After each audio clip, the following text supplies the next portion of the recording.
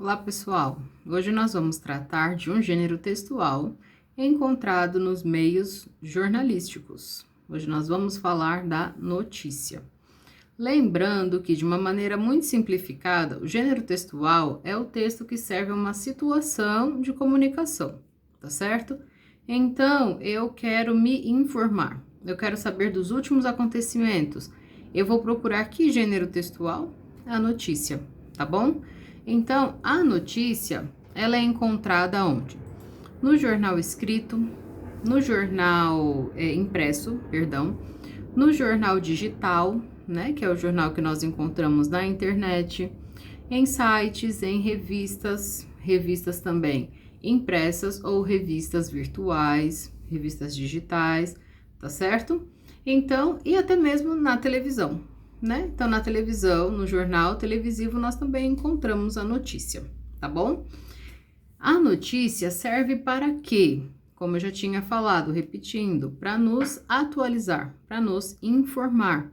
Então, ela entra no grupo dos textos narrativos, tá certo? Por quê? Porque ela conta fatos, ela narra fatos, e descritivos, porque dependendo do fato, ela coloca características específicas ali para o que aconteceu ou para onde isso aconteceu, certo?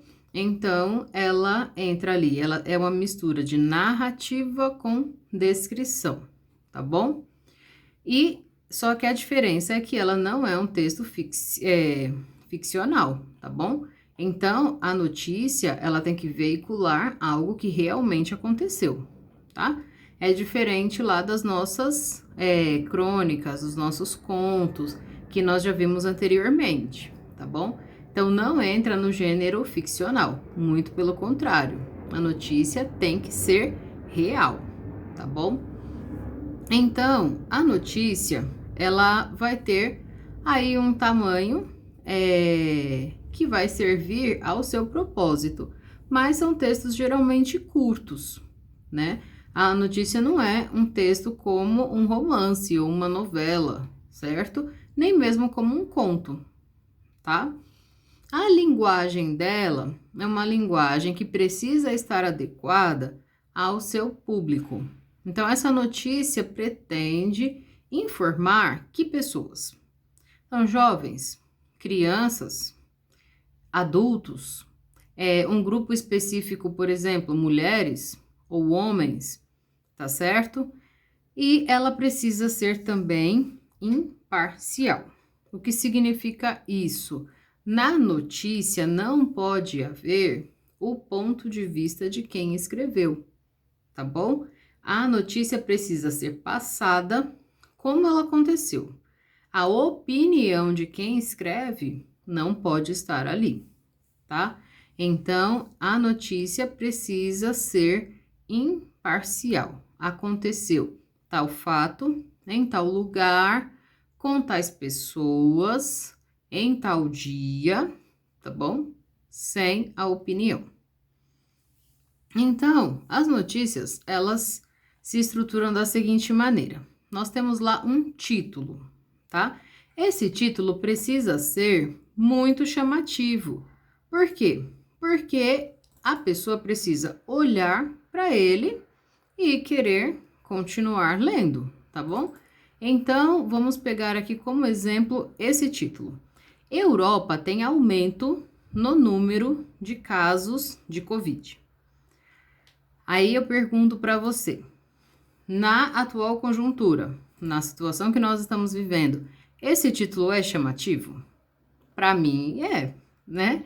Então, eu olho um título assim e isso me chama a atenção. Caramba, olha lá essa notícia aqui. Tá dizendo que tem aumento de número de Covid. Então, eu vou querer continuar lendo, tá bom?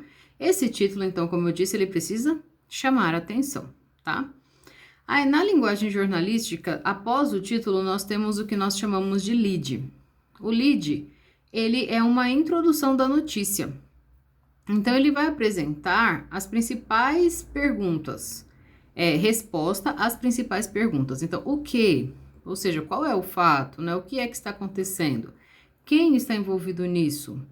Quando isso aconteceu? Onde? De que jeito, né? Então, como? Por quê? Então, essas informações aparecem nesse parágrafo.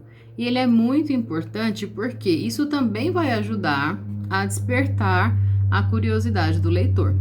Então, no meu título eu coloquei assim: Europa tem aumento no número de casos de Covid.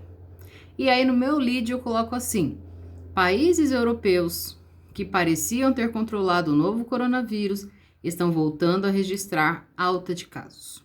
Então, o que é que está acontecendo? Então, países europeus estão tendo novamente um aumento aí nos casos de Covid. A situação preocupa a Organização Mundial da Saúde, que fala em uma segunda onda da pandemia. Então, vejam aí, eu acrescento mais algumas informações de forma bem resumida. Então, quem aparece aí? Os países europeus, a Organização Mundial de Saúde, que está preocupada com os casos. Os novos casos semanais na Europa já superam os registrados durante o primeiro pico da doença, afirmou Hans Kluge, diretor regional da OMS para o continente europeu, em 19 de setembro. Então, nós temos aí um quando. Para conter o aumento, há novas medidas de restrição. Confira a situação em alguns países. Então, aí está o meu lead, tá certo? Esse texto aí vai chamar a minha atenção para a próxima parte, que é o corpo da notícia. Então, no corpo da notícia é que eu vou apresentar detalhes dela, detalhes dessas informações. E aí, na sequência, lembram lá do meu título? O meu título dizia que a Europa registrava um aumento de casos, certo? Então, agora eu vou apresentar isso de forma concreta. Aí eu apresento lá, Reino Unido, em 25 de setembro, foram 6.874 contaminações. Então, assim, agora eu estou apresentando detalhes em um país da Europa que já havia controlado o novo coronavírus e que agora registrou aumento. Na sequência, depois do Reino Unido, eu tenho a França, a Espanha, a Alemanha, Portugal. E aí termina o meu texto, tá certo? Então, recapitulando, na estrutura da notícia, a estrutura que eu estou dizendo agora é aquela que você bate o olho e fala assim, isto é uma notícia, tá certo? Como, por exemplo, um poema. Quando você olha para uma folha em que há um poema, você detecta que é por causa do quê? Da maneira como ele é estruturado, em versos, em estrofes, tá certo? Ele não é escrito em parágrafos, ele não inicia lá no cantinho da folha. Então, bati o olho, eu digo, isso é um poema, mesmo sem saber do que tá falando. A receita culinária é do mesmo jeito, não é? A gente bate o olho e sabe que é uma receita, porque ela tá dividida em duas partes, modo de preparo, ingredientes. A notícia, então, ela é dividida como? Como eu disse, título, lead, corpo do texto, tá bom? A maioria das notícias tem um segundo título, um título menos importante, que é o que explica o título principal.